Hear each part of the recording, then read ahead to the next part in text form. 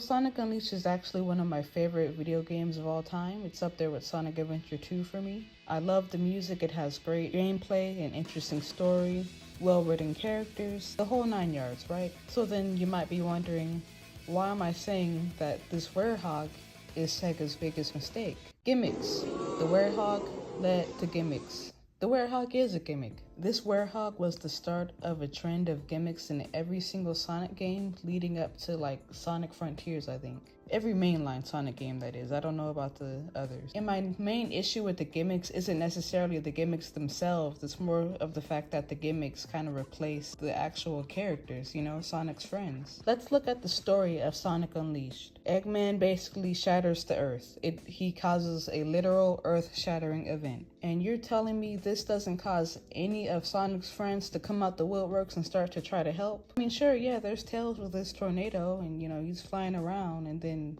Amy, she comes along. She doesn't really do much, but she's there. Where's Knuckles? Where's Shadow? Espio? The plot in Sonic Unleashed isn't just your typical Sonic versus Eggman battle story, you know? It's a literal world-changing event that affects everybody on Earth. So you're thinking, where is everyone? Does everybody just not care, or what's going on? You've seen the characters come together for a much less greater catastrophe. They came together to defeat Eggman after he tried to break up Station Square, a small city, guys. But no, we can't come together to save the world that's split into pieces right now. I got other things to attend to.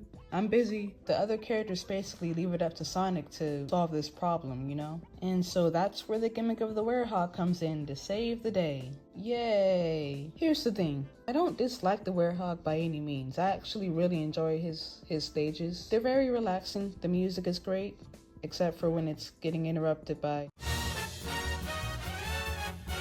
But ever since I learned that Sega was considering Knuckles for the nighttime stages instead of the Werehog, I haven't been able to look at the Werehog the same since, I'm not gonna lie. And these are just rumors, I don't think it's ever been confirmed. But it really feels like those nighttime stages were built for Knuckles, you know? The fighting, the platforming, the fighting. And it doesn't help that Sonic seems so out of character in this Werehog form. And of course, I think that's the point, you know, he's kind of been affected by Dark Gaia and all that. But at the same time, golly, come on, man. Why is he pounding his chest? Why is he howling?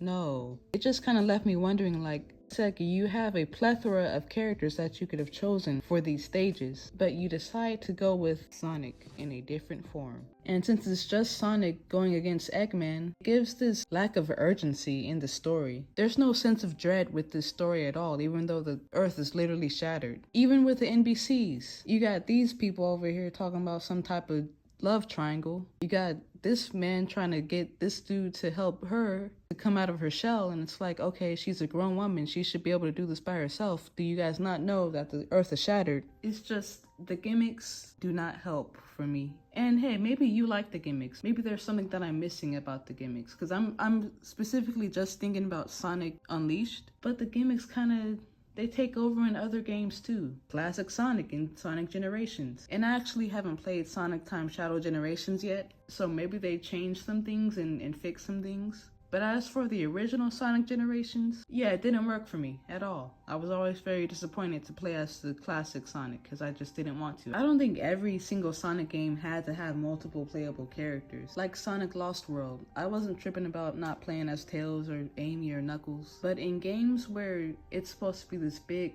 catastrophic event, you would like to see the characters come together to try to help Sonic defeat Eggman. If it's going to be a big deal, you have to make it feel like a big deal. And the gimmicks just don't do that. And you know, the gimmicks aren't bad, I think they're just misused. I'm sure there's some of you guys out there who actually really enjoy the gimmicks, and if you do, let me know why in the comments so I could kind of see things from a different perspective. I guess this whole video was just me complaining about not having multiple playable characters in Sonic games anymore, but I think that's starting to change. Got some new playable characters in Sonic Frontiers in the DLC package. Then there's Sonic X Shadow Generations. So it looks like Sega is kind of starting to get a little more comfortable with bringing back some of those characters to play as, and that's exciting. Anyways, thank you guys for all your support. Thank you for watching this video. I'll be back with another one soon. Stay tuned.